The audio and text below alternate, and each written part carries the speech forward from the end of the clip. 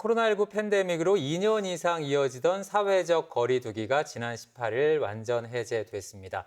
다음 주부터는 야외에서 마스크를 벗을 수가 있게 됐는데 다시 일상으로 돌아갈 수 있겠다 이런 기대감이 높아지기는 하지만 섣불리 긴장을 늦추어서는 안 되겠습니다. 아직도 일일 확진자가 5만 명을 넘나들고 있을 정도로 코로나19는 종식된 것이 아닙니다. 맞습니다. 우리가 건강하고 안전하게 일상을 재개하기 위해서는 이 코로나19 장기화에 따른 우리 건강 상태부터 확인을 해야 된다는 뜻이 될 텐데요.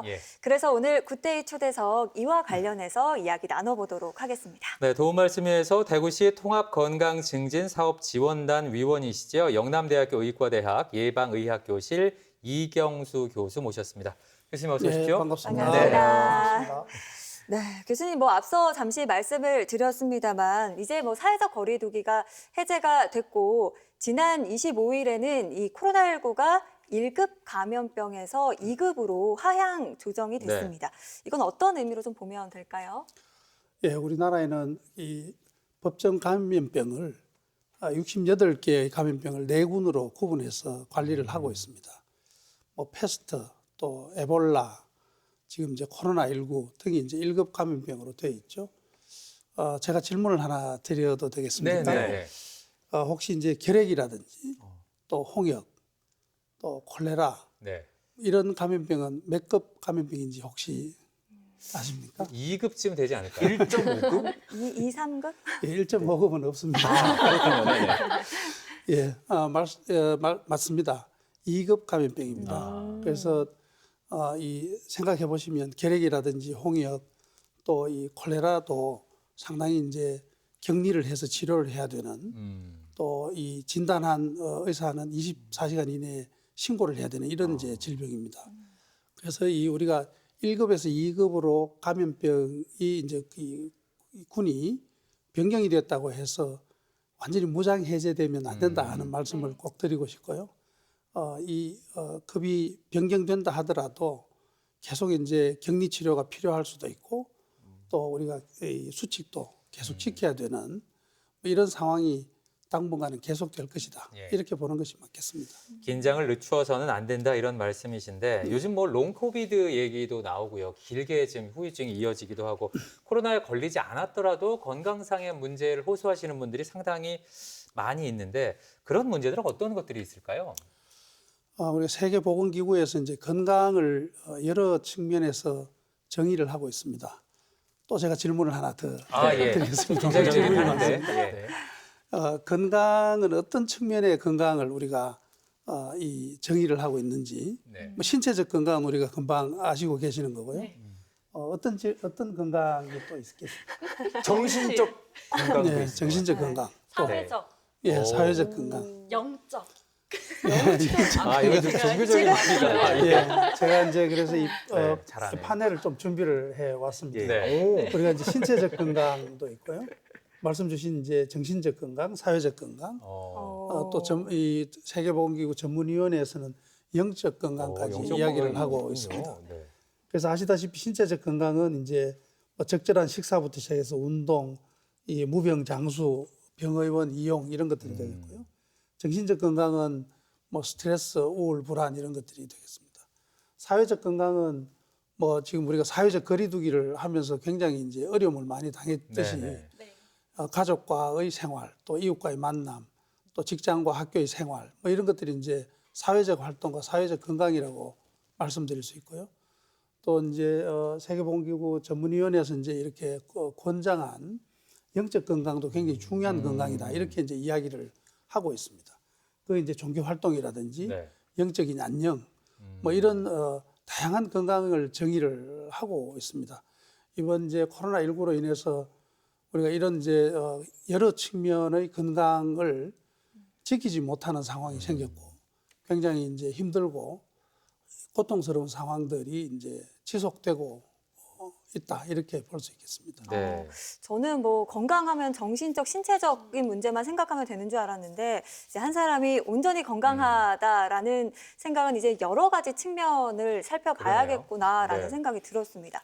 그리고 저는 또 최근에는 코로나19로 특히나 중년층의 건강이 많이 나빠졌다라는 보도 자료를 본 기억이 있는데 이게 연령대마다 건강 문제가 좀 다를 것 같기는 해요. 특히나 좀 건강 문제에 취약할 수 있는 노년층부터 좀 살펴보면 좋을 것 같거든요. 예, 그렇습니다. 뭐 아시다시피 여러 연령대에 따라서 건강 문제가 있습니다만은 이번에 우리가 코로나19를 겪으면서는 특히 어르신들의 건강 문제가 아주 취약하게 많이 이제 노출이 됐습니다. 그러다 보니까 이제 코로나19 유행으로 인해서 경로당이나 마을회관이 전부 이제 문을 닫게 되고 네.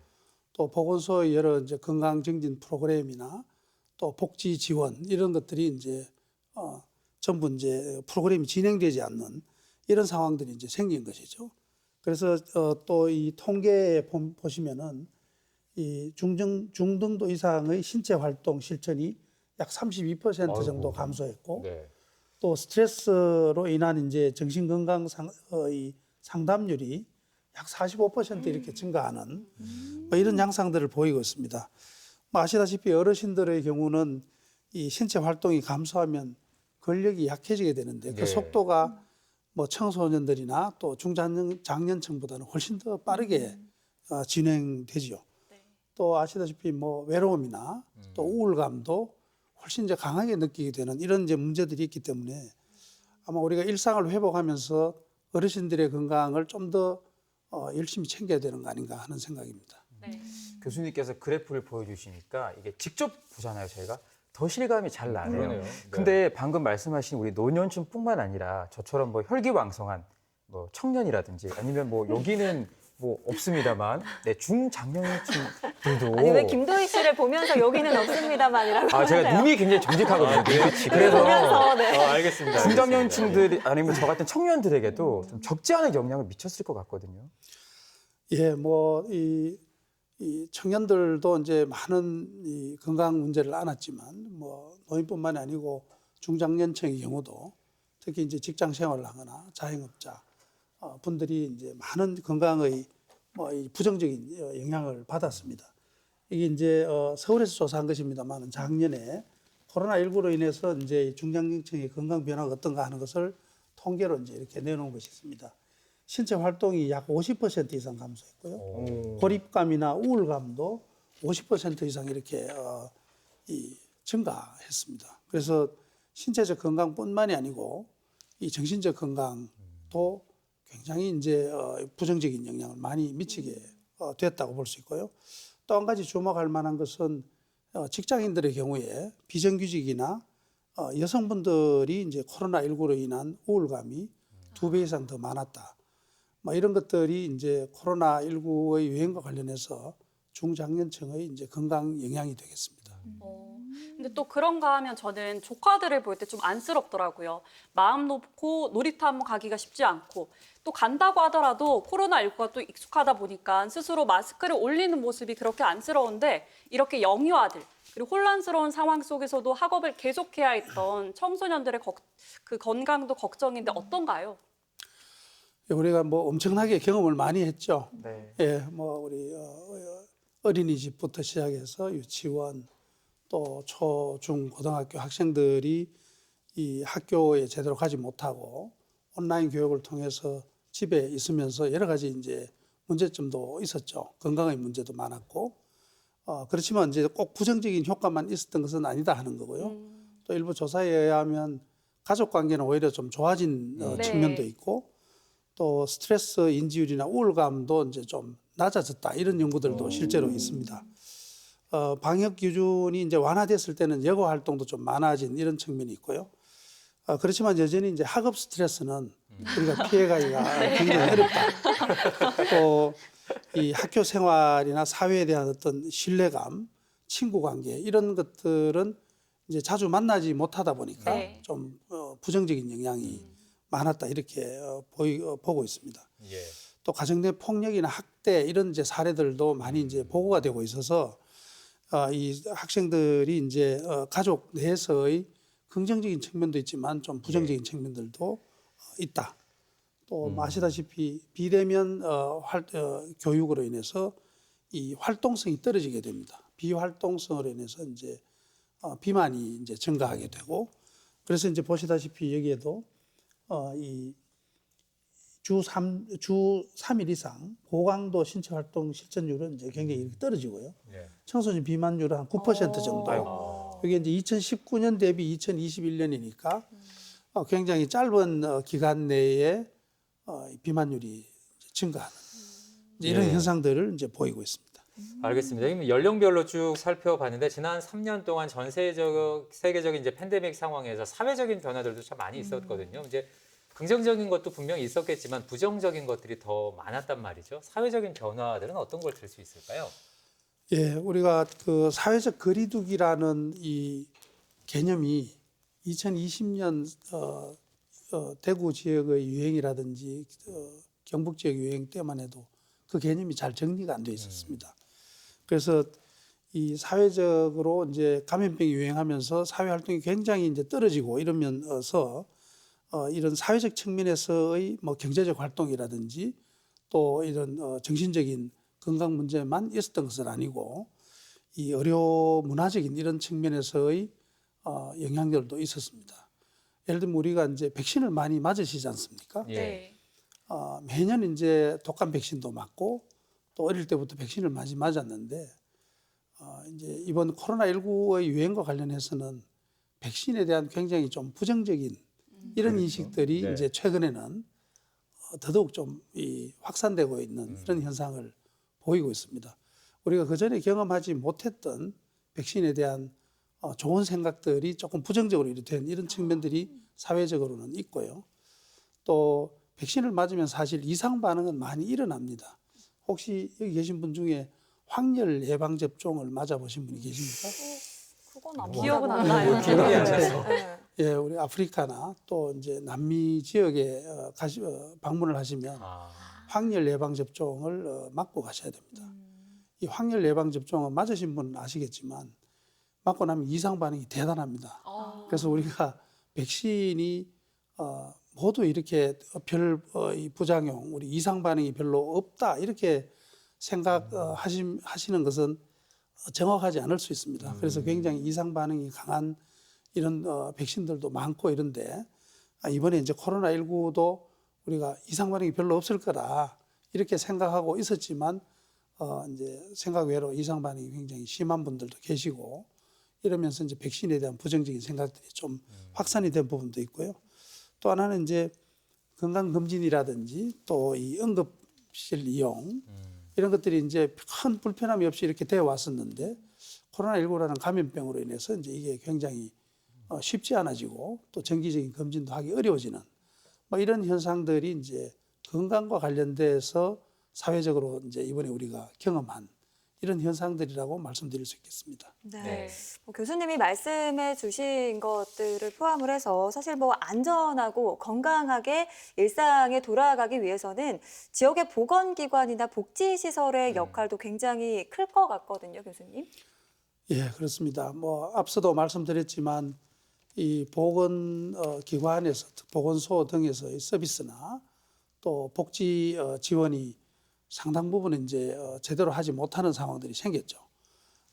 그럼에도 불구하고 이제 일상을 회복하면서 우리가 이제 이런 활동들을 재개해야 되는 부분이 있다고 생각됩니다.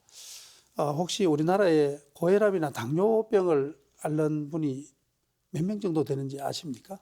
상당히 질문이 너무 많아서 죄송합니다만 만 명?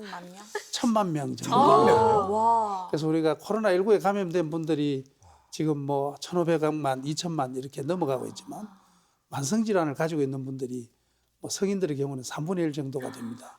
그래서 우리가 만성질환은 이 증상이 막 갑자기 나타나고 이런 게 아니기 때문에 뭐 침묵의 살인자다 이런 이제 표현도 씁니다만은 우리가 코로나19에 의한 이 유행병에 대한 일상을 회복하면서 이 만성질환의 관리라든지 또 건강의 정진이라든지 뭐 이런 이제 프로그램들을 다시 이제 재활성화시켜야 되는.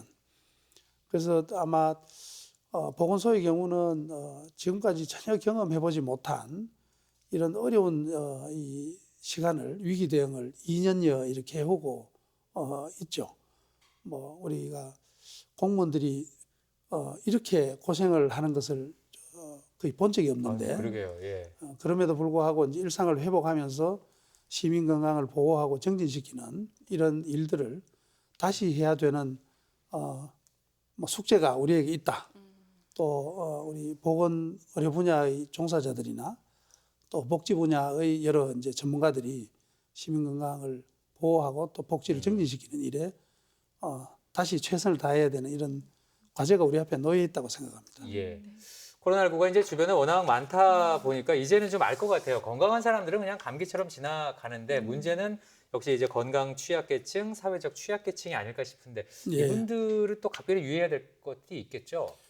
예, 항상 이런 이제 뭐 위기 상황이 되면 그 위기와 관련되는 가장 취약한 분들이 이제 먼저 피해를 입거나 또 비슷한 피해를 입는다 하더라도 더 심대한 이제 피해를 입게 되는 거죠. 코로나19도 많이 이제 우리가 경험했지만 약한 고리 또 건강에 대해서 취약한 분들이 더 많은 이제 어려움을 겪게 됩니다. 이런 이제 위기 상황이 되면 건강 격차가 더 커지게 됩니다. 우리가 건강 격차를 줄여 나가는 것이 이 건강 정진이나 국가보건의료 정책의 중요한 목표인데 이 건강 격차가 더 심하게 되는 거죠. 그래서 우리가 일상을 회복한다는 의미는 이 건강 격차가 벌어진 것을 다시 이제 좁히고 나만 건강하거나 나만 괜찮으면 괜찮은 것이 아니고 우리 이제 건강한 사회라는 것이 모두 함께 건강해야 되기 때문에 건강에 특별히 취약한 어르신이나 또 건강 취약한 우리 이제 시도민들에 대한 건강을 다시 회복시키는 것이 중요한 과제다 이렇게 보겠습니다. 네. 요즘 그 일상이 다시 재개된다는 거는 분명히 기쁜 소식이긴 하지만 뭔가 이래도 되나 싶은 불안한 마음이 드는 건 좀 사실이거든요. 진짜 괜찮나요? 저도 불안합니다. 우리가 1급에서 2급으로 이제 분류가 바뀌었다고 해서 방심을 하면 안 된다는 말씀을 드렸고요. 가만히 생각해 보면 이 신종 감염병의 문제가 바이러스의 문제 같지만 이 사람들의 이동과 접촉의 문제거든요. 그러니까 이동을 완전히 하지 않으면 감염병은 이제 퍼지지 않는 이런 것이고요. 또 하나 우리가 착각하는 것이 우리가 많이 지쳤으니까 바이러스도 지쳤을 것이다. 이제 이렇게 생각하는 것은 제가 생각에는 건물이라고 생각합니다. 그래서 지금 방역 상황이 조금씩 좋아지고 있고 또 그동안에 이제 힘든 이런 고통스러운 상황을 일상을 회복으로 이제 돌아가지만 개인 수칙을 좀 더 지금까지 우리가 익숙해져 왔던 이런 개인 수칙을 잘 지켜가는 것이 건강을 유지할 수 있는 길이 아닌가 하는 생각입니다. 예, 알겠습니다. 마지막이 어디인지 알 수 없기 때문에 더 불안했던 코로나19의 길고 긴 터널의 끝이 이제 보이기 시작했습니다. 그런데 운전해 보신 분들은 아실 거예요. 터널 끝에 나와서 갑자기 밝은 빛이 쏟아지면 위험한 상황이 연출될 수도 있거든요. 지금 상황이 딱 그런 상황이 아닐까 싶습니다. 이럴 때일수록 건강관리, 방역에 좀 더 신경을 써야겠습니다. 네, 예. 오늘 좋은 말씀 들려주신 영양대 의대 이경수 교수님 다시 한번 고맙습니다. 네, 감사합니다. 네, 세 분도 고맙습니다. 고맙습니다. 네, 어느새 4월의 끝자락에 와 있습니다. 5월이 시작되면 기념일이 참 많아서 챙길 것들도 많죠. 남은 하루 잘 마무리하시고 5월 잘 맞이하시기 바랍니다. 네, 생방송 굿데이 프라이데이 저희가 준비한 소식은 여기까지고요. 다음 주 5월에 인사드리도록 하겠습니다. 함께해 주신 여러분 고맙습니다.